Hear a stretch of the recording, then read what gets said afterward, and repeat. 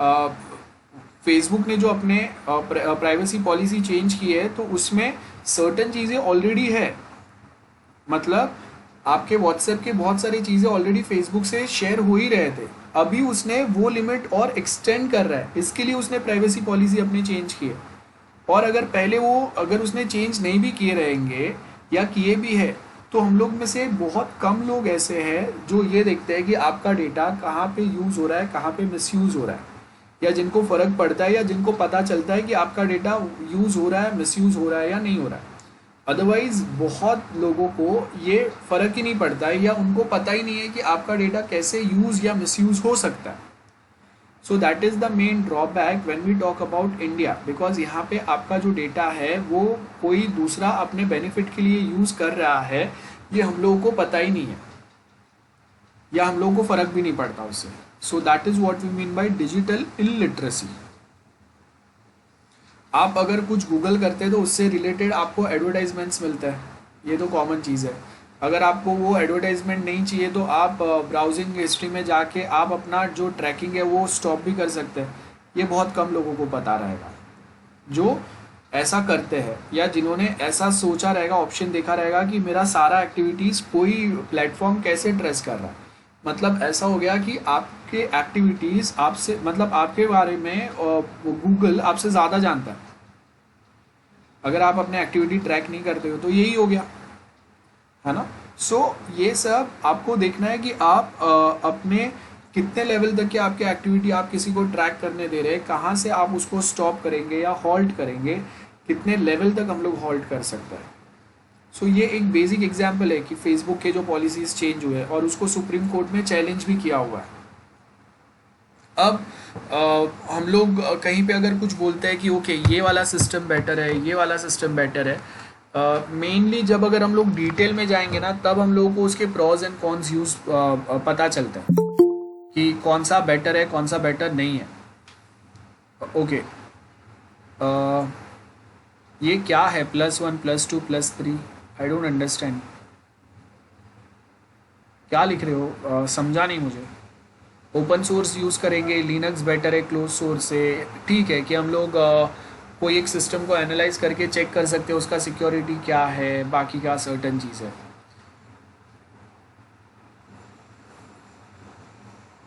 Okay, अब WhatsApp का privacy policy change हुआ है क्योंकि उस पर पेमेंट वो बहुत जल्दी से ऐड करने वाला है। ओके, सो ये एक पॉइंट हो सकता है, लेकिन उसका ड्रॉबैक ये भी हो सकता है ना कि अगर पेमेंट सिस्टम आ गया, मतलब आप किसको क्या पे कर रहे हैं, कितना पे कर रहे हैं, आपका वो जो क्रेडिट स्कोर आता है ना, ऐसा एक क्रेडिट स्कोर फेसबुक के पास भी होगा ना फ्यूचर में। Then getting what I am trying to say, it means कि अगर व्हाट्सएप का प्राइवेसी पॉलिसी अगर बहुत ज़्यादा लिबर्टी प्रोवाइड कर रहा है आपके डेटा के ऊपर। Okay, I will give you one more example.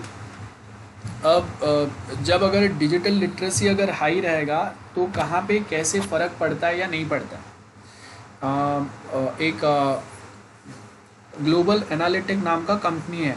आपने 2016 में डोनाल्ड ट्रंप जब फर्स्ट टाइम प्रेसिडेंट इलेक्शन जीतता है, बराक ओबामा के वो टाइम पे आई थिंक हिलरी क्लिंटन थी, तो उसके सामने जब वो प्रेसिडेंशियल इलेक्शन जीतता है डोनाल्ड ट्रंप, तो उसके बाद में उसका जीत के हो गया, सब कुछ हो गया। उसके बाद में एक कंपनी जो है वो बहुत ज़्यादा न्यूज़ में, मतलब थोड़ा उसको ज़्यादा लाइमलाइट मिलता है, जिसका नाम होता है ग्लोबल एनालिटिक्स।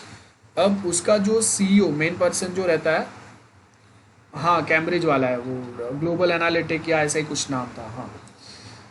तो ये जो कंपनी है उसने बाद में नाम चेंज किया, वो सब बाद में का बात है। लेकिन अब वो टाइम पे लोग जो उसको पहचानते थे तो वो टाइम पे वो ग्लोबल एनालिटिक करके उसका नाम था, मतलब लोग उसको वो नाम से पहचान रहे थे। अब टेड टॉक्स हम लोगों ने देखे रहेंगे कि कोई अगर कोई एक इनोवेटिव चीज़ अगर करता है ना तो वो टेड टॉक में आके अपने इनोवेशंस, अपने रिसर्च के बारे में डिस्कस करते हैं, बाकी लोगों को बताते हैं कि क्या इनोवेटिव चीज़ उन्होंने किया है।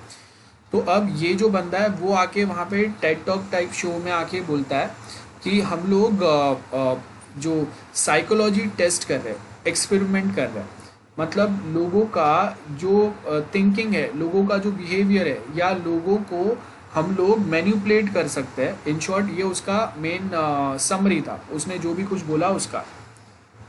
इन शॉर्ट अगर मैं बोलूँ आपको, तो अगर मैं आपको 10 बार कोई चीज़ बताता हूँ तो आप भरोसा करने लगेंगे कि हाँ ये सही है। ठीक है। सो मेनली क्या है कि ये कंपनी भी ऐसे ही कर रहा था कि वो सबसे पहले तो एक अलग से उन्होंने थर्ड पार्टी को बोल के एक मोबाइल ऐप बनवाया। वो मोबाइल ऐप जो है, जो अमेरिकन्स ने इंस्टॉल किया, अब वो उस पर साइन अप जो हुआ वो फेसबुक के थ्रू हुआ। और फेसबुक के ऊपर वो क्या पोस्ट लाइक कर रहे हैं, फेसबुक जो उनका जीपीएस लोकेशन ट्रेस कर रहा है, अ, और उनके इंटरेस्ट वो उनके फेसबुक प्रोफाइल से ये मोबाइल ऐप ने एक्सट्रैक्ट किया। आपने देखा रहेगा बहुत बार वो आपके पास परमिशन मांगते हैं मोबाइल ऐप्स। तो जब अगर आप फेसबुक के थ्रू साइन अप करते हैं तो आपने देखा रहेगा बेसिक मैसेज आता है कि this app can read and check your post and बाकी सर्टन थिंग्स। सो हम लोग बहुत बार ऐसी चीज़ों पे ध्यान नहीं देते। तो यही सेम चीज़ होता है। तो डोनाल्ड ट्रंप का जब इलेक्शन कैंपेन चल रहा था तब एक मोबाइल ऐप बनता है जिसके ऊपर फेसबुक के थ्रू 5,000 से ज़्यादा अमेरिकन सिटीजन्स ने साइन अप किया वो मोबाइल ऐप पे। अब वो मोबाइल ऐप जो है वो ये सारे लोगों का जो उनका इंटरेस्ट क्या है, वो कैसे पोस्ट शेयर करते हैं, एग्जैक्टली वो कहाँ पे है, ये सारे डिटेल्स जो है फेसबुक के पास एक्सट्रैक्ट किए, फेसबुक से एक्सट्रैक्ट किए ये मोबाइल ऐप ने। देन उसको ये जो कंपनी है ये उसको एनालाइज करता है। एनालाइज करने के बाद में डोनाल्ड ट्रंप के पॉलिटिकल कैंपेन्स प्लान होते हैं ये डेटा के बेस के ऊपर। तो ये डेटा के बेस के ऊपर दे बेसिकली प्लान कि ओके एग्जैक्टली कितने फॉलोअर्स ट्रंप के हैं जो उसके पोस्ट को, उसके फ़ोटो को या उसके कैंपेन में जो भी चीज़ चल रहा है उसको लाइक कर रहे हैं, और अमेरिका के कौन से स्टेट के कौन से एरिया में वो फॉलोअर्स या उनके उसको लाइक करने वाले, उसको फॉलो करने वाले लोग सबसे ज़्यादा है। एंड ट्रम्प के पॉलिटिकल कैंपेन्स वही स्पेसिफिक स्टेट के वही एरिया में सबसे ज़्यादा प्लान होता है। इसका एडवांटेज क्या होता है कि जो लोग ऑलरेडी ट्रम्प के फेवर में थे और जो थोड़े बहुत नहीं थे उसको भी ज़्यादा मैंने किया। मतलब मुझे एग्जैक्टली पता चल गया कि कहाँ पे मेरे फॉलोअर्स ज़्यादा है तो कहाँ पे मुझे ज़्यादा मेहनत करना है, कौन से स्टेट या कौन से एरिया में मेरे फॉलोअर्स ज़्यादा नहीं है तो वहाँ पे मैं ज़्यादा लोगों को कन्विंस नहीं कर सकता। तो बोलने के लिए एक आध दो हम लोग वहाँ पे विज़िट करेंगे, लेकिन ज़्यादा हम लोगों को अप्रोच कहाँ पे करना है जहाँ पे मेरे जीतने के चांसेस ज़्यादा है। इन शॉर्ट ये प्रूव हो गया। तो ये उसने कैसे प्रूव किया? बाय यूजिंग दोज डेटा जो उसको एक कंपनी ने प्रोवाइड किया, ग्लोबल एनालिटिक वाले कंपनी ने। और ये डेटा को उन्होंने यहाँ पे बहुत प्रॉपर वे में यूज़ किया और उसके बाद वो इलेक्शन जीत भी गया ट्रम्प। और बाद में उसके सीईओ ने आके जब ऐसा कुछ बोल दिया जोश जोश में ज़्यादा, तब जाके सबके नोटिस में ये बात आया। देन वो ऐप डाउन हो गया, वो कंपनी जो वहाँ पे था वो कंपनी गायब हो गया। उसके बाद वो कौन से नाम से है, कहाँ पे है, वो एग्जैक्टली सारे डिटेल जो है वो अभी बाईपास हो गए, नाम चेंज हो गया, लोग चेंज हो गए, सब कुछ बहुत कुछ, मतलब इमीडिएटली एक पॉलिटिकल एक्शन हो गया और सब कुछ गायब हो गया। In short you can say that. दूसरी सबसे इम्पॉर्टेंट बात कि यही सेम कंपनी ने ये भी वहाँ पे न्यूज़ में बोला था कि दे नो, मतलब उसका जो ऑफिस था वहाँ पे आपको कांग्रेस का फ्लैग मिलेगा। एंड नेक्स्ट उससे भी बड़ा बात, 2014 में जो इंडियन इलेक्शन थे उसमें भी इन्होंने इन्फ्लुएंस किया था, मोदी वेव जो चला था उसमें इनका बहुत बड़ा रोल था। सो इट मीन्स 2009 जब कांग्रेस जीतता है इंडियन में इलेक्शन और 2014 जब बीजेपी इंडिया में इलेक्शन जीतता है उसमें भी ये कंपनी का बहुत बड़ा रोल था। सो आप देखो कि एक कंपनी जो कोई एक स्टेट में बैठ के इतने सारे कंट्री के बड़े बड़े इलेक्शंस जो है उसको वो मैनिपुलेट कर रहे हैं, उसको वो चेंज कर सकते हैं। और उसके लिए भी कांग्रेस का एक ऐप था और एक बीजेपी का ऐप था। ये सारे इशू बाहर आए, उसके बाद में कांग्रेस का ऐप तो डाउन ही हो गया और बीजेपी के ऐप में उन्होंने वापस सर्टन चेंजेस कर दिए, सर्टन रिस्ट्रिक्शन डाल दिए। और बीजेपी गवर्नमेंट ऑलरेडी पावर में है तो उनका ऐप का कुछ ज़्यादा नोटिस में आया ही नहीं। हाँ, दे आर यूजिंग, वो कंफर्म है, दूसरा पार्टी यूज़ करे वो कंफर्म है। इट मीन्स कि अलग अलग पार्टीज़ अपने पॉलिटिकल कैंपेन्स जो है ना वो ये वे में प्लान करते हैं। और उसके साथ में आप देखो कि हम लोग के पास जो डिजिटल एडवर्टाइजमेंट्स रहता है, डिजिटल कैंपेन्स चलते हैं, तो उसमें भी हम लोग अलग से यही पैटर्न फॉलो करते हैं कि आप क्या लाइक कर रहे हो। तो आप देखो कि अगर ये सारे डेटा अगर किसी के पास जा रहे हैं तो वो कितने बड़े लेवल तक उसको यूज़ या उसके थ्रू बेनिफिट ले सकता है। ठीक है, so this is just one basic discussion जो हम लोग सब्जेक्ट चालू करने के पहले कर रहे थे। अब यहाँ पे मैं okay Dhruv, start with our actual subject now. One thing, ये जो भी मैं यहाँ पे लेक्चर कंडक्ट कर रहा हूँ ये सारे मैं यूट्यूब पे पोस्ट करता हूँ। तो आपने अगर आज जो लेक्चर स्टार्ट हुआ है या इसके आगे जो भी लेक्चर्स होंगे वो अगर आप मिस करते हो या फिर कभी कभी ऐसा होता है कि हम लोग अलग अलग कॉलेज में जब लेक्चर देते हैं सेम सब्जेक्ट पे तो उस पर डिस्कशन अलग अलग वे में होता है, अलग अलग कोई एग्जाम्पल, बहुत बार सेम एग्जाम्पल, कभी कभी अलग एग्जाम्पल्स होता है। तो आप ये सेम जो हम लोग का लेक्चर सीरीज़ है वो अलग से फॉलो कर सकते हो। मैं ऑलरेडी साइबर लॉ जो है वो 3 कॉलेज में पढ़ाता हूँ, दालमिया में, देन तुलानी में, and third is your college. तो 3 कॉलेज के अलग अलग लेक्चर सीरीज़ मैं अपने यूट्यूब पे ऐड करूँगा, अपने यूट्यूब चैनल पे मैं आपके साथ एक बार लिंक शेयर कर दूँगा, बाकी आप वहाँ से फिर रेफ़र कर सकते हो। सो जो भी लेक्चर्स है वो एक दिन, मतलब आज अगर कोई लेक्चर होता है तो एक दिन में या 2 दिन में हम लोग बाद में वहाँ पे अपडेट कर देंगे। आप देखो कि वेबएक्स पे मैं ट्राई करता हूँ, बाद में नहीं तो वेबएक्स पे करेंगे। सो क्या होगा कि अगर हम लोग के 2 लेक्चर्स हैं ना तो 2 बार मीटिंग चालू करना पड़ेगा। गूगल मीट पे बेनिफिट ये है कि एक ही बार स्टार्ट करने के बाद में कंटिन्यूअस हम लोग 1 आवर 2 आवर जितना भी हम लोग के लेक्चर्स रहेंगे उसके लिए एक ही मीटिंग कंटिन्यू कर सकते हैं। और गूगल क्रोम पे हम लोग के पास अलग एक्सटेंशन भी है जिसके ऊपर अटेंडेंस भी आ सकता है। तो आज तो मैंने ये क्रोम ब्राउज़र से मीटिंग स्टार्ट नहीं किया है, बट नेक्स्ट टाइम जब मैं क्रोम ब्राउज़र से मीटिंग स्टार्ट करूँगा तो वहाँ से मैं वो अटेंडेंस जो है ना वो फाइल तुझे दे दूँगा। So you'll have a record with you कि कौन आया था कौन नहीं आया था। So you can keep record that way as well, तो ये बेनिफिट है। सो हम लोग यहाँ से ही कंटिन्यू करेंगे so that without interruption continuous meeting चलते रहे। उसमें कभी कभी ऐसे होता है कि हम लोग कुछ डिस्कस कर रहे हैं और सडनली मीटिंग एंड हो जाता है फ्री वाले इसमें, वो प्रॉब्लम है। Okay, so will start with our subject. So जो भी लोगों के पास ऑलरेडी यूट्यूब के लिंक है वो पोस्ट कर देना, और जैसे हम लोग का ये वाला लेक्चर अपलोड होगा यूट्यूब पे मैं वो लिंक CR के साथ में शेयर कर दूँगा। ठीक है, अब देखो अभी हम लोगों का फर्स्ट यूनिट है एंड उसका चैप्टर 1 है और उसके कुछ बेसिक चीज़ें दिए हुए हैं। अब ये सब जो भी कुछ मैं बता रहा हूँ ये डिस्कस करने के पहले, मतलब ये हम लोग का नोट्स है, मैं ये बता रहा हूँ, ये डिस्कस करने के पहले हम लोग कुछ बेसिक लॉ टर्म के बारे में पढ़ेंगे। तो अगर मैं आपके साथ कुछ चीज़ें अगर शेयर करूँ तो I hope my okay now my complete screen is visible to everyone. Browser visible है सबको? यस गाइस, हाँ ओके। सो देखो सबसे पहले तो यहाँ पे अगर आप देखेंगे ना हम लोग के पास सपोज वी से पिलर्स ऑफ इंडियन डेमोक्रेसी और कॉन्स्टिट्यूशन। तो यहाँ पे अगर आप देखेंगे इमेजेस में, सो देखो this image, as you can see in this image Indian constitution के 3 पिलर्स होते हैं। ठीक है, अब वो 3 पिलर्स कौन से हम लोग के? लेजिस्लेचर होता है जिसमें supreme court, high court, district court, legislature होता है जिसमें राज्यसभा, लोकसभा ये सब आएगा। एग्जीक्यूटिव होता है जिसमें हम लोग के ऑफिसर्स आते हैं जो रूल बनाते हैं, वो सब आता है।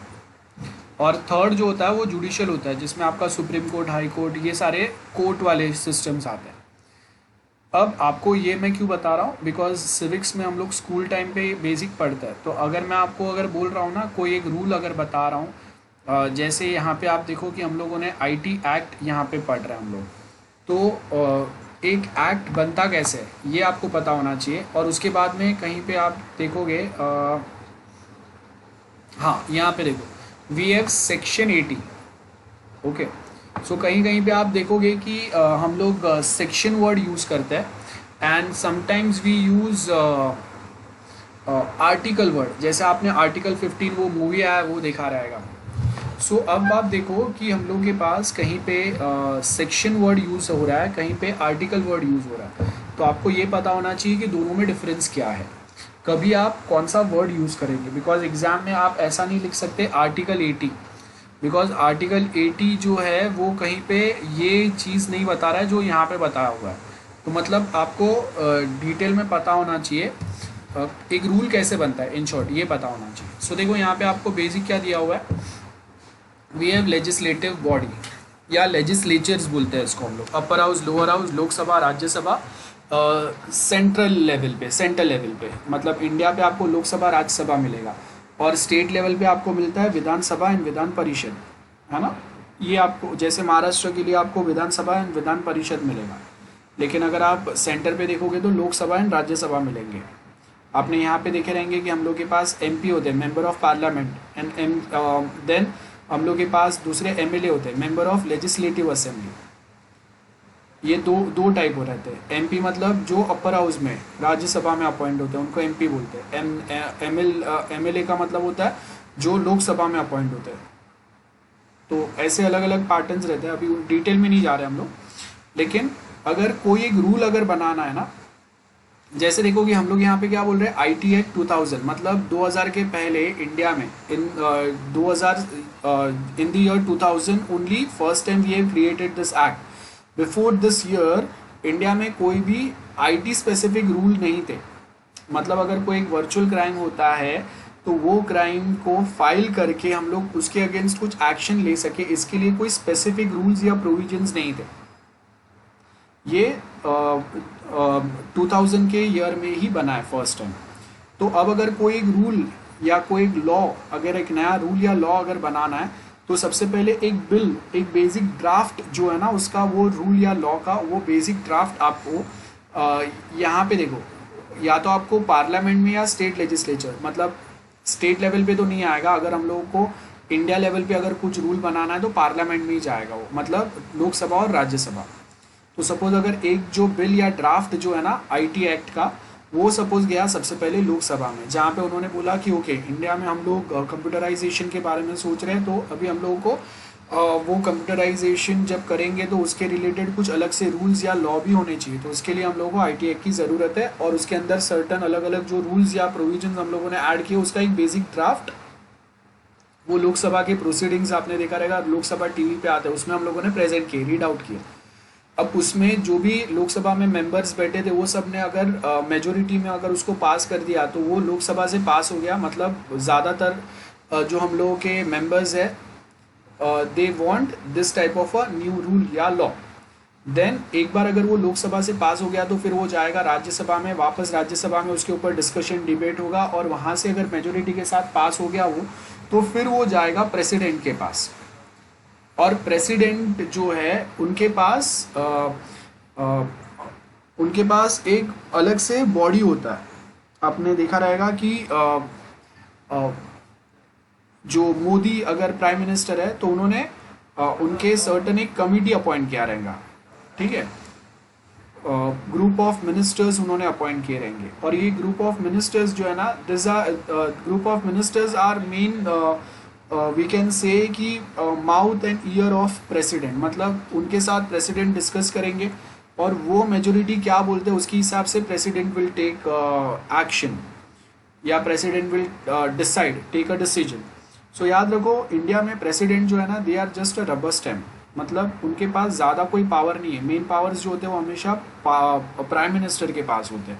इसके लिए आप देखो कि जो हम लोग के इंडिया में इलेक्शन होते हैं ना, उसमें प्राइम मिनिस्टर अपॉइंट होते हैं, या हम लोग जो वोट डालते हैं ना उससे प्राइम मिनिस्टर सिलेक्ट होता है। प्रेसिडेंट हम लोग सिलेक्ट ही नहीं करते, बिकॉज प्रेसिडेंट के पास ज़्यादा पावर नहीं है। तो 2 इलेक्शन रख के हम लोग इंडियन सिटीजन को कंफ्यूज नहीं करते।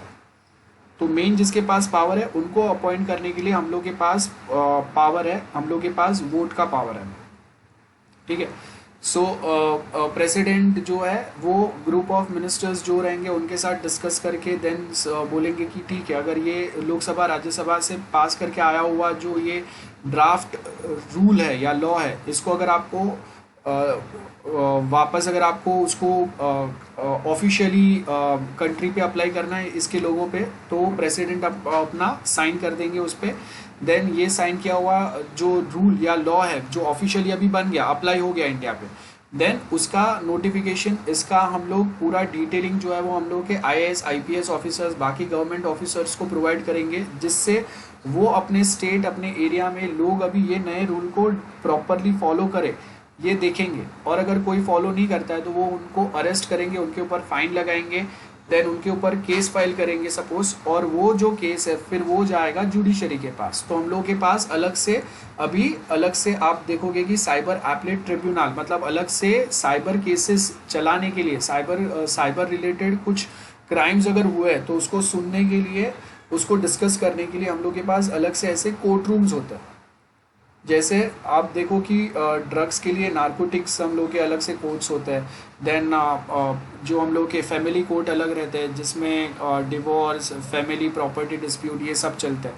तो ऐसे अलग अलग कैटेगरी के कोर्ट होते हैं, कोर्ट रूम्स होते हैं। तो वैसे ही जैसे हम लोगों का अगर कोई एक नया कानून बनता है, जैसे साइबर लॉ अगर बन गया, IT एक्ट अगर बन गया, तो IT एक्ट को अप्लाई करने के लिए प्रेसिडेंट ने देन IAS IPS ऑफिसर्स, हम लोग के बाकी के जो ऑफिसर्स हैं उनको पावर दे दिया। उन्होंने अपने जो सबॉर्डिनेट्स हैं उनको ये कैरी फॉरवर्ड किया, और वो अभी ध्यान रखेंगे कि अपने सिटीजन्स वो सेम जो नया रूल है वो फॉलो कर रहे हैं कि नहीं।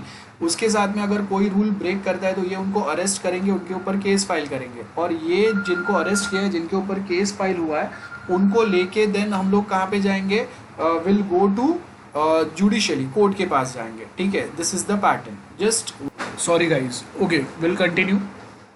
एंड हाँ, आशुतोष ग्रुप ऑफ मिनिस्टर्स बोलते हैं, वेरी गुड, कैबिनेट मिनिस्टर्स हम लोग जो रहेंगे हम लोग के,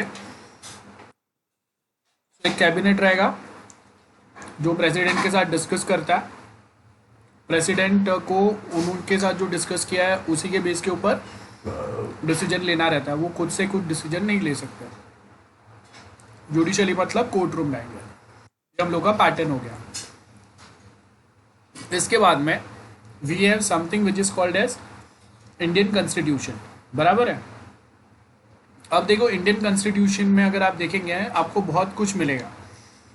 अब इंडियन कॉन्स्टिट्यूशन के अंदर बहुत सारे रूल्स डाले हुए हैं, बहुत सारे अलग अलग। आप देखो कि इंडियन कॉन्स्टिट्यूशन जो है ना वो बहुत सारे अलग अलग प्लेसेस से बोरो किया हुआ है। ठीक है,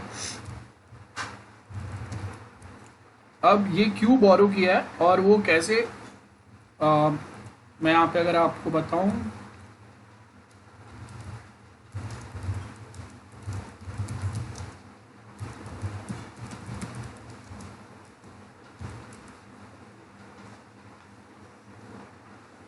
देखो यहाँ पे है ना, आपको पता चलेगा कि बहुत सारे अलग अलग लोकेशन से हम लोगों ने बोरो किया है चीज़ें।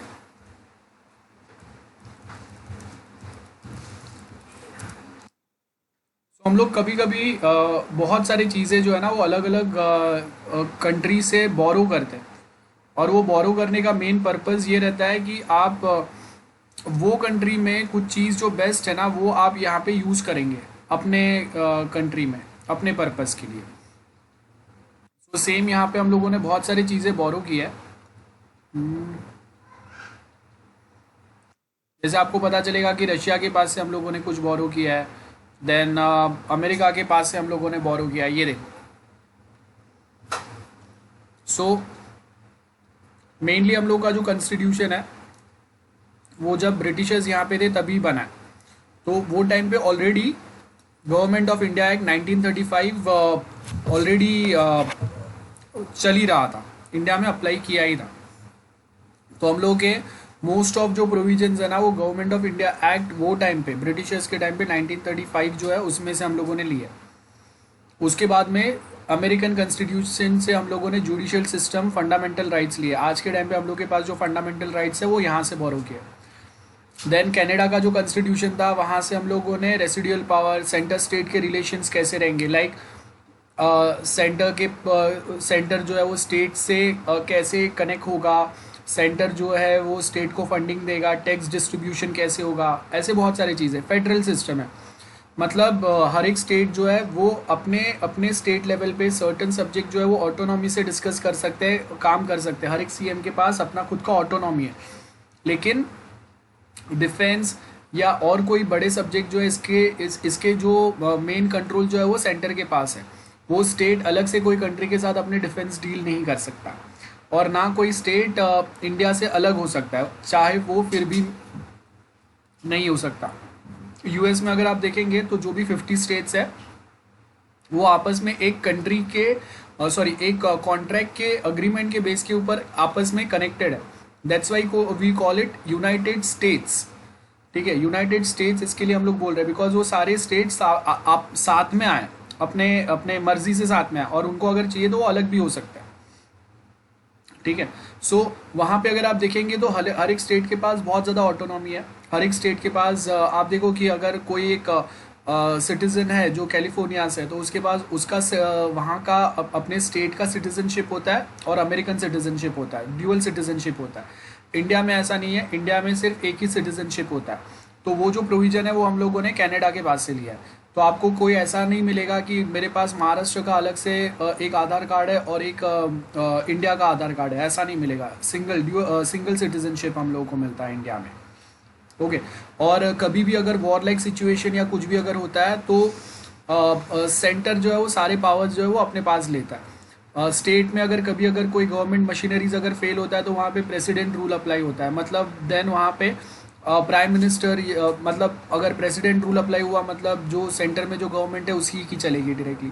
सर्टन चीज़ें फिर आयरिश, ऑस्ट्रेलिया, वाइमार कॉन्स्टिट्यूशन से लिए हम लोगों ने, सोवियत कॉन्स्टिट्यूशन से लिए है। सो आप देखो कि बहुत सारे प्रोविजंस जो है ना हम लोगों ने अलग अलग लोकेशन से बोरो किए। अब ये मैं आपको क्यों बता रहा हूँ, बिकॉज जैसे इंडियन कॉन्स्टिट्यूशन हम लोगों ने बनाया तो वो टाइम पे वर्ल्ड के बेस्ट कॉन्स्टिट्यूशन कौन से थे, और वो कॉन्स्टिट्यूशन जो है ना वो हम लोगों ने यहाँ पे वो उसमें के जो बेस्ट प्रोविजन जो इंडिया को सूट कर सकते थे वैसे हम लोगों ने बोरो किया, मतलब B.R. आम्बेडकर ने, और उसको इंडियन फ्लेवर में मॉडिफाई करके फिर इंडिया में इंडियन कॉन्स्टिट्यूशन में अप्लाई किया हुआ है। And Indian constitution is the elephant size constitution, we can say it is the bulkiest written constitution in the world.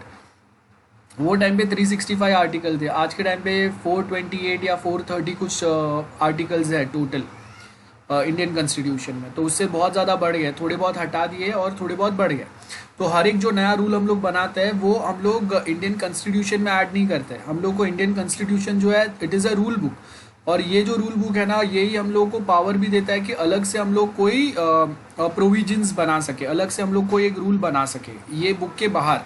जैसे आप देखो कि अगर एक क्रिकेट फील्ड है तो क्रिकेट फील्ड में अंपायर होता है, तो अंपायर डिसीजन देगा कि ओके ये वाइड बॉल है, ये नो बॉल है, ये आउट है, ये नॉट आउट है, एक्सेट्रा एक्सेट्रा। तो वो एम्पायर अगर कोई डिसीजन देता है तो वो खुद के मन से नहीं दे रहा है, वहाँ पे कुछ रिटर्न रूल्स है ना, और वो रूल्स के बेसिस के ऊपर एम्पायर अपना डिसीजन देता है। तो exactly same way in India also we have a rule book जिसको हम लोग इंडियन कॉन्स्टिट्यूशन बोलते हैं। अब आईटी एक्ट जो है वो एक कंप्यूटर रिलेटेड क्राइम्स या उसके डिस्प्यूट्स के रिलेटेड हम लोगों ने कुछ रूल्स बनाया हुआ है, वो है।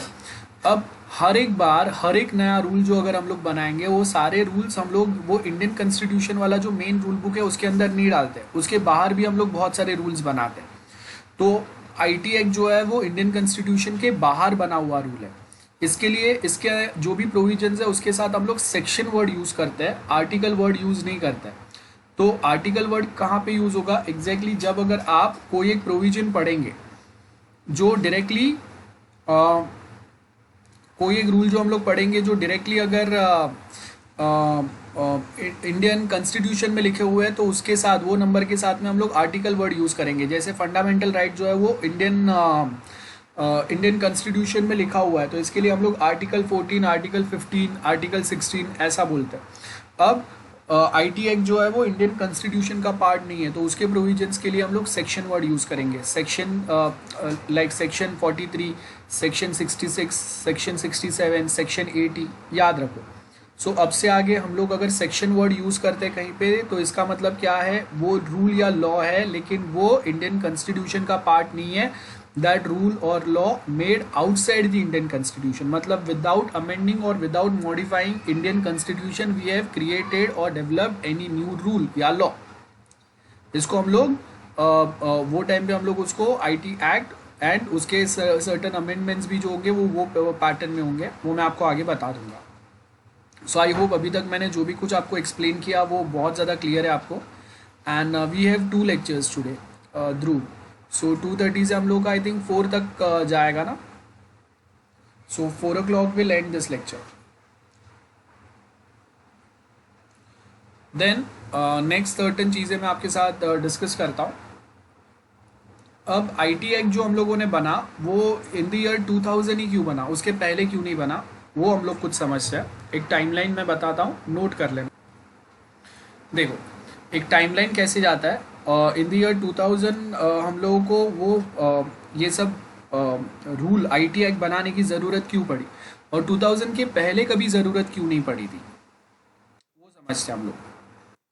अब देखो कि 1944-45 का जो टाइम है, ये टाइम पे वर्ल्ड वॉर 2 जो है वो एंड हो रहा है, ठीक है। अब बहुत सारे कंट्री जो है वो खड्डे में गए, बैंड बज गई है, फाइनेंशियल हालत बहुत ख़राब है। तो एक्सेप्ट यूएसए, वर्ल्ड के बाकी सारे कंट्री जो है वो ऑलमोस्ट भिखारी हो गए थे। तो वो टाइम पे 1947 जो टाइम पे इंडिया को फ्रीडम मिलता है, उसी के आसपास के टाइम पे हम लोग एक अग्रीमेंट पे काम कर रहे हैं वर्ल्ड के बहुत सारे country, and India is also a part of this. So जब इंडिया आज़ाद होता है उसके सामने इंडिया एक जीएटीटी अग्रीमेंट का पार्ट बनता है, फाउंडर मेंबर बनता है जीएटीटी अग्रीमेंट का, ठीक है, जिसको हम लोग बोलते हैं general agreement on trade and tariff. Trade general agreement on trade and tariff. तो अब टैरिफ का मतलब क्या होता है, इम्पोर्ट एक्सपोर्ट ड्यूटी जो लगता है वो आपका टैरिफ हो गया। तो अगर मैं कोई एक सामान अगर कोई कंट्री में बेचता हूँ तो वो कंट्री जो इम्पोर्ट ड्यूटी लगाता है उसके ऊपर, जिससे वहाँ का लोकल इंडस्ट्री जो है उसके प्रोडक्ट कंपटीशन में रहे। जैसे आप देखो कि BMW, ऑडी, मर्सिडीज़, ये कार्स जो अगर आप बिना ड्यूटी के अगर इंडिया में लॉन्च करोगे तो मारुति या बाकी के जो कंपनी है वो चलना ही बंद हो जाएंगे। यहाँ के लोकल कंपनीज वो क्वालिटी के कार्स बना ही नहीं पा रहे, और वो कार ऑलरेडी महंगे ड्यूटी लगाने के बाद में। अगर आप ड्यूटी हटा दोगे तो वो कार जो है वो काफ़ी अप्रॉक्स अभी के यहाँ के ऑटोमोबाइल इंडस्ट्री जो प्राइस पे कार दे रहे हैं उससे थोड़े बहुत डिफरेंस पे आपको अगर BMW, ऑडी अगर मिलता है तो आप ऑफकोर्स वो वाले कार ज़्यादा प्रेफर करेंगे ना, जो हम लोग के लोकल कार जो मिलते हैं वो प्रेफर नहीं करेंगे कोई, तो उसके लिए उसके ऊपर ड्यूटी लगाया जाता है। अब जब ब्रिटिशर्स इंडिया में थे तो क्या हुआ करता था कि रॉ मटेरियल इंडिया से बाहर जाता था और फिनिश गुड्स इंडिया में आता था। रॉ मटेरियल जब ब्रिटिश गवर्नमेंट बाहर लेके जा रहा है, मतलब ब्रिटेन में लेके जा रहा है इंडिया से, कॉटन, फैब्रिक, वो सब, तो वो लोग इंडिया से लेके जा रहे हैं, यहाँ के फार्मर्स के पास से ज़बरदस्ती बहुत कम प्राइस में लेके जा रहे हैं, प्लस उन्हीं का रूल चल रहा है तो उनको ना कोई ड्यूटी, ना टैक्स, ना कुछ भी नहीं देना है। डायरेक्ट वो वहाँ पे जाएगा और वहाँ से फिनिश गुड्स, मतलब वहाँ ब्रिटेन में ऑलरेडी, या फिर हम लोग स्पेसिफिकली अगर बोले यूरोपियन कंट्रीज़ में इंडस्ट्रियलाइजेशन हो गया था, मतलब वहाँ पे मशीन्स जो है वो आ गए थे। तो वो जो भी कुछ प्रोडक्ट बनाते थे ना वो लॉट में बनाते थे, 1000, 2000, 5000, 10,000, इट्स लाइक दैट। तो बड़े क्वांटिटी में जब आप कुछ प्रोडक्ट बनाते हैं तो वो आपको बहुत सस्ता पड़ता है। और इंडिया में जो था वो हम लोगों के नॉर्मल हैंडमेड इंडस्ट्रीज थी, वो टाइम पे आर्टिसंस थे हम लोग के पास, तो वो हैंडमेड चीज़ें बनाते थे। मतलब एक आर्टिसन एक महीने में ज़्यादा से ज़्यादा कोई एक प्रोडक्ट अगर बनाएगा 100, 200, 300 बना सकता है, और वो भी हैंडमेड बना रहा है, मतलब उसका क्वालिटी भी अलग रहेगा, प्लस उसका कॉस्ट भी ज़्यादा होगा।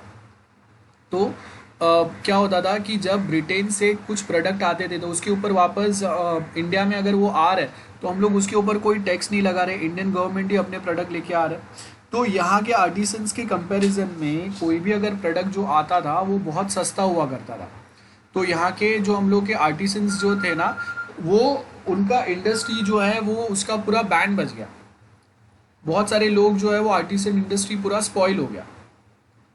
और उसके बाद में आप अगर देखेंगे तो ये सेम चलते रहा और धीरे धीरे जब अभी ब्रिटिश इंडिया से बाहर जा रहे तो वो टाइम पे वापस कोई कंट्री के साथ में वो सेम प्रॉब्लम ना हो कि इंडिया इंडिया के कोई लोग अगर इंडियन कंपनी कोई अगर ब्रिटेन में सामान भेजेगा, इंडियन प्रोडक्ट अगर वहाँ पे जाएंगे तो ब्रिटिश गवर्नमेंट जो उसके ऊपर 100% ड्यूटी लगाएंगे।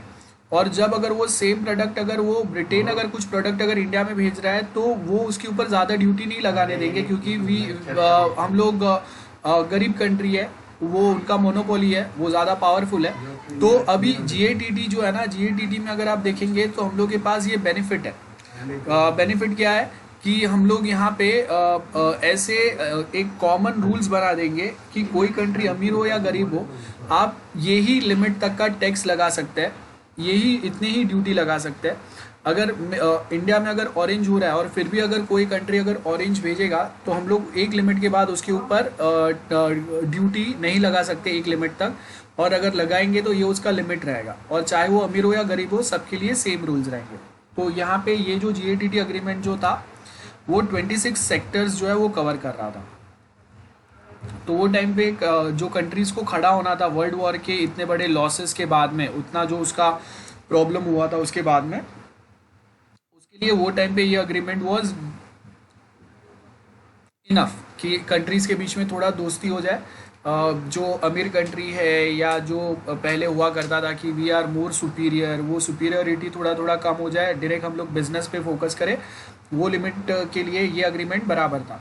धीरे धीरे वापस रिसेशन आता है और आपने देखा रहेगा जो एक ग्रेट डिप्रेशन बोलते हैं, जो समझो कि 1870s और 80s का जो टाइम था ना, वो टाइम पे ग्रेट डिप्रेशन आता है यूएस में। उसके इंडस्ट्रीज़ की बैंड बज गई है, लोगों के पास नौकरी नहीं है, और ये सेम इम्पैक्ट जो है वो यूरोपियन कंट्रीज़ पे भी पड़ता है। अब उनको क्या चाहिए, उनको चाहिए कोई दूसरे कंट्रीज़ जहाँ पे वो अपने सामान बेच के अपने इंडस्ट्रीज़ को वापस खड़ा कर सके, ठीक है। तो वो लोग ट्राई कर रहे हैं, लेकिन अगर आप देखेंगे कि बहुत सारे जो बड़े मार्केट्स जो थे ना वो टाइम पे वो क्लोज थे, गवर्नमेंट का कंट्रोल बहुत ज़्यादा था उस पर। इंडिया की भी अगर हम लोग बात करें तो आप देखो कि 80s का जो टाइम था वो टाइम पे अगर आप देखेंगे तो आपको अगर नहाने के लिए अगर साबुन चाहिए तो गिन के 2-3 ब्रांड्स मिलते थे। अगर आपको टीवी देखना है तो 1-2 कंपनी थे। अगर आपको अगर टेलीफोन अगर घर पे चाहिए ना तो गवर्नमेंट के ही टेलीफोन कंपनीज थे, MTNL, BSNL, जिसमें आपको नंबर लगा के 6 महीना वेट करना है, उसके बाद में वो हम लोग पे मेहरबानी करेंगे, वैसे आपको आके डिलीवर करेंगे। कुछ प्रॉब्लम हुआ तो वो करेंगे, तो वो जो टाइम पे करेंगे वो आपको एक्सेप्ट करना पड़ेगा। That means there are very few manufacturers और बहुत सारे कंज्यूमर्स थे, तो मैन्युफैक्चर जो देते थे वो कंज्यूमर्स को एक्सेप्ट करना पड़ता था। अब जब अगर great depression type situation US में और यूरोपियन कंट्रीज़ में आता है तो they were finding for a big market जहाँ पे वो अपने प्रोडक्ट बेच के, जहाँ पे वो अपने इंडस्ट्रीज़ को भेज के अपना जो हालत है उसको बेटर बना सके। सो ये चल रहा है। देन 1975 में अगर आप देखेंगे इंडिया में जो सोनिया गांधी गवर्नमेंट होता है उन्होंने नेशनल इमरजेंसी लगा दिया है, सो यहाँ पे भी है। देन उसके बाद में सोनिया गांधी को उड़ा देते हैं, तो वो पॉलिटिकल सिचुएशन बहुत ख़राब है। देन इंदिरा गांधी को उड़ा देते हैं, तो वो टाइम पे ये सिचुएशन बहुत ख़राब है। देन उसके बाद में अगर आप देखेंगे तो उसका जो बेटा है वो आता है, तो वो आने के बाद में 1986 में फर्स्ट टाइम जो राजीव गांधी जो है, वो राजीव गांधी फर्स्ट टाइम ये बोलता है कि हम लोग कंप्यूटराइजेशन अप्लाई करेंगे इंडिया में। फर्स्ट टाइम गवर्नमेंट ने प्रॉमिस किया है 1986 में कि जो स्कूल कॉलेजेस गवर्नमेंट ऑफिसेज है उसको हम लोग कंप्यूटराइज करने वाले। बोला है मतलब तुरंत तो होगा नहीं, हाँ बताने के लिए 1-2 कंप्यूटर्स आएंगे, वो अलग बात है। देन उसके बाद में 1989 में वापस राजीव गांधी को उड़ा देते हैं, ठीक है। ये टाइम पे इंडिया का पॉलिटिकल हालत ख़राब है, इकोनॉमिक हालत ख़राब है। देन उसके बाद जो भी गवर्नमेंट आता है वो ज़्यादा रहता नहीं है।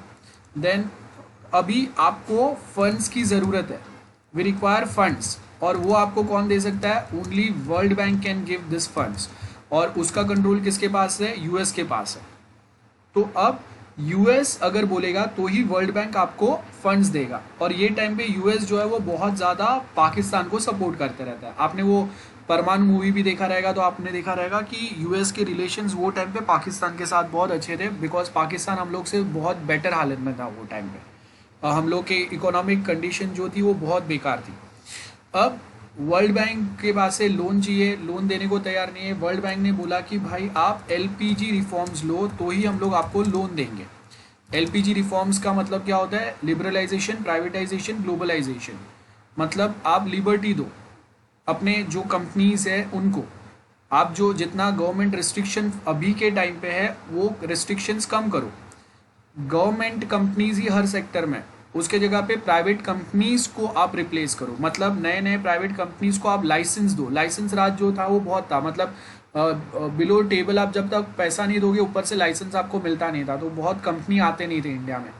तो एलपीजी रिफॉर्म्स लिए जाते हैं 1991 में, जहाँ पे लिबर्टी मिला जो ऑलरेडी कंपनी है उनको, प्राइवेटाइजेशन पे ज़्यादा फोकस किया, गवर्नमेंट कंट्रोल हम लोगों ने कम किया, और ग्लोबलाइजेशन मतलब सिर्फ इंडिया के कंपनी को आप लाइसेंस मत दो, वर्ल्ड के दूसरे कोई कंट्री के कंपनीज भी अगर इंडिया में आ रहे हैं तो उनको भी हम लोग यहाँ पे आने के लिए परमिट कर रहे हैं।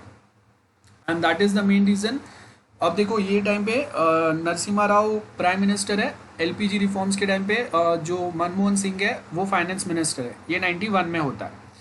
उसके बाद में वापस 92 में मार्केट क्रैश होता है, सो इंडिया की हालत और ख़राब हो जाती है। रिफॉर्म्स हम लोगों ने लिए हैं लेकिन अभी तक वो प्रैक्टिकली पूरे अप्लाई नहीं हुए, और बाकी कंपनीज को अगर इंडिया में आना है तो वो अभी तक भरोसा नहीं कर पा रहे। तो फिर क्या होता है, लास्ट में 1995 में इंडिया साइंस डब्ल्यूटीओ अग्रीमेंट, ठीक है। और ये इसके लिए यूएस ने बहुत ज़्यादा प्रेशराइज किया इंडिया को।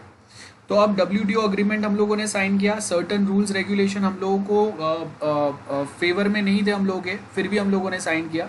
और यूएस हम लोगों को इसके लिए प्रेशराइज कर रहा था बिकॉज वो टाइम पे हम लोग एक G10 करके एक ग्रुप ऑफ कंट्रीज थे, उनका हम लोग मेंबर थे। तो अगर हम लोग साइन करेंगे तो वो बाकी के जो 10-20 दूसरे कंट्रीज है वो भी ये डब्ल्यूटीओ साइन करेंगे। एंड मोस्ट इंपॉर्टेंट थिंग कि पाकिस्तान भी मेंबर था, तो हम लोगों ने साइन किया, ये देखिए पाकिस्तान ने भी साइन किया, ठीक है। अब उसके बाद में हम लोगों को 10 साल का ग्रेस पीरियड मिलता है। मतलब 95 में हम लोगों ने साइन किया है, 2005 से ये अग्रीमेंट जो है ये पिक्चर में आएगा। मतलब ऑफिशियली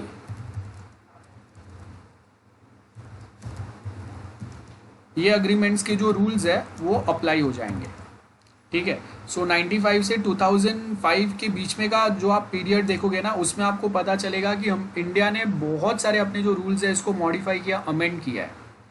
क्यों? बिकॉज डब्ल्यूटीओ अग्रीमेंट के हिसाब से आपको अपने लोकल रूल्स को चेंज करना पड़ेगा, उसके बाद ही वो कंपनीज इंडिया में आएंगे। यहाँ पे आप देखो कि ये डब्ल्यूटीओ अग्रीमेंट साइन करने के बाद ही ये जो 2000 के टाइम के बाद आपको पता चलता है कि इंडिया में बहुत सारे कॉल सेंटर्स आ गए। तो अगर किसी नहीं मिलता है तो आज के टाइम पे they can easily get it at call centre place.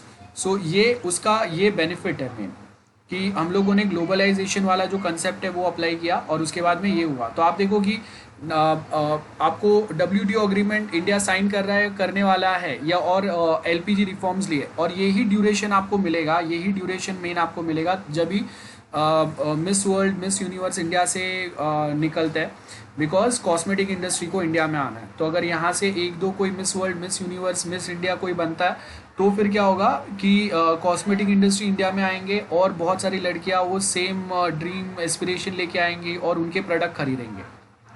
सो इसके लिए ये होता है। उसके बाद में पेप्सी जो है वो इंडिया में आता है। सो 96-97 वाला जो एरा था वो तेंदुलकर का था, तो आपको हर एक पेप्सी के ऐड में तेंदुलकर मिलेगा। देन बाकी के टीवी, इलेक्ट्रॉनिक प्रोडक्ट के कंपनीज इंडिया में आते हैं। MTNL, BSNL का जो मोनोपोली था वो कम होता है, बिकॉज उसके बाद में अलग अलग जो कंपनीज जो है वो अपने लैंडलाइन फ़ोन्स लेके आते हैं इंडिया में। टाटा, रिलायंस है, उनके फ़ोन्स आते हैं, तो इनका मोनोपोली कम होता है। प्राइवेट बैंक्स आते जाते हैं, तो SBI और बाकी के जो गवर्नमेंट बैंक्स जो बहुत ज़्यादा परेशान करते थे, ढंग से काम नहीं करते थे, उनके यहाँ पे सिस्टमेटिक अप्रोच होने लगता है। और उसी के साथ आप देखो कि हम लोगों ने कॉपीराइट, पेटेंट, ये सारे रूल्स भी अमेंड किए वो टाइम पे। एंड प्लस उसके साथ में आपको पता चलता है कि इन द ईयर 2000 हम लोग को आईटी एक्ट भी इसी के लिए बनाना पड़ा। ओके, आईटी एक्ट 2000 यही साल में हम लोगों ने बनाया। कॉपीराइट रूल भी हम लोगों ने 95 के बाद में अमेंड किया वापस, जो 1957 में बना था। तो आप देखो कि 95 में ये WTO अग्रीमेंट साइन करने के पहले आपको बहुत सारे बॉलीवुड मूवीज ऐसे मिलेंगे ना जो डायरेक्टली हॉलीवुड से कॉपी किए, सॉन्ग भी एग्जैक्ट कॉपी करते, खाली वो लिरिक्स इंग्लिश का हिंदी करते हैं। सो ये लेवल पे जो चोरी है वो होता था, लेकिन उसके बाद भी होता है, लेकिन हम लोगों ने लिमिट कर दिया, अभी वो परमिटेबल नहीं है। तो बहुत सारे आपको रूल्स रेगुलेशंस फॉलो करने पड़ते हैं।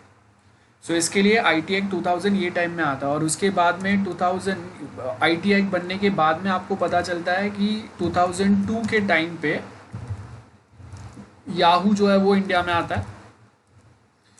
2003 के टाइम पे आपने देखा रहेगा Yahoo messenger was one of the most popular. वो टाइम के जो टीनेजर्स थे दे वे क्रेजी अबाउट दिस, कि जाके चैट रूम होते थे, इसमें बैठ के साइबर कैफ़े एकदम बूम चल रहे थे।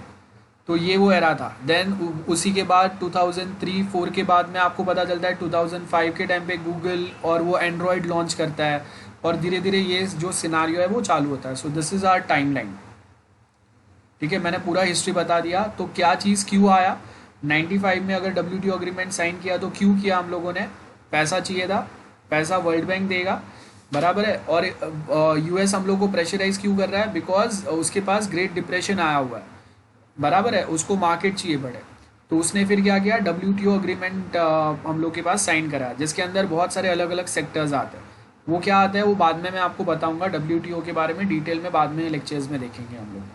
But this is the main time line. तो इसके लिए 2000 के साल में ही हम लोगों ने आई टी एक्ट बनाया। इसके पहले क्यों नहीं बनाया? अब आपने अगर वो फ्रेंड्स सीरीज़ देखा रहेगा ना, तो 1992-93 में फर्स्ट टाइम वहाँ पे वो ईमेल सिस्टम और ये सब चालू हुआ था। तो अगर यूएस में अगर ईमेल और इंटरनेट सिस्टम अगर 92-93 में पब्लिक के लिए अगर आता है, तो इंडिया में तो ऑफकोर्स वो 7-8 साल बाद में ही आएगा, because we are second world country. तो हम लोग यूएस से टेक्नोलॉजिकली हमेशा 7-8 साल पीछे ही चलते हैं।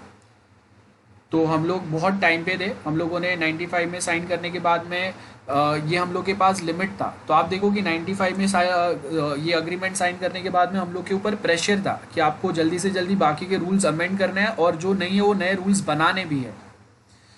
तो 1998 तक एक छोटा सा आईटी के नाम पे कुछ भी नहीं था। तो 98 में एक क्लासरूम जितना एक रूम मिलता है जिसका नाम था आईटी डिपार्टमेंट फॉर इंडिया। ठीक है, आईटी डिपार्टमेंट, इंडिया का आईटी डिपार्टमेंट एक क्लासरूम जितना छोटा सा रूम दिया था। बाद में पता चला कि ये क्लासरूम जितना छोटे रूम से काम नहीं चलेगा, इनको ज़्यादा पावर दिए, इनको मिनिस्ट्री में कन्वर्ट किया। और 1999 में इन्होंने अपने रूल्स, ड्राफ्ट रूल्स ये सब बनाए, और वो उसको पास करके वो 2002 में 2000 के साल में उन्होंने उसको ऑफिशियल रूल बना के इंडिया में अप्लाई कर दिया। लेकिन अब 2000 में अगर अप्लाई हुआ है, मतलब तुरंत तो अप्लाई होगा नहीं, लोग समझेंगे नहीं, मानेंगे नहीं। सो धीरे धीरे धीरे धीरे इसके लिए आपको पता चलता है कि जैसे जैसे कंपनीज आते गए, हम लोग ये रूल को और मैच्योर बनाते गए, और उसके अंदर चेंजेस करते गए, और अमेंडमेंट्स आते गए। और वो अमेंडमेंट्स जो है वो आज भी चल रहे हैं। हम लोग को सारे अमेंडमेंट्स नहीं पढ़ना है, थोड़े बहुत अमेंडमेंट्स हम लोग पढ़ेंगे। ठीक है, जो मैं आज के लेक्चर में नहीं बता रहा हूँ, आज का लेक्चर यहाँ तक बस है। आपको कुछ डाउट्स है तो पूछो, आज अभी मैं और नया नहीं बता रहा हूँ। This is the time line. Actual जो हम लोग का थियरी वो हम लोग नेक्स्ट टाइम करेंगे। या हॉटमेल भी आया था, Y2K भी हुआ, या any other doubts you want to ask something? ठीक है, सो आज का लेक्चर यहाँ तक रखते हैं।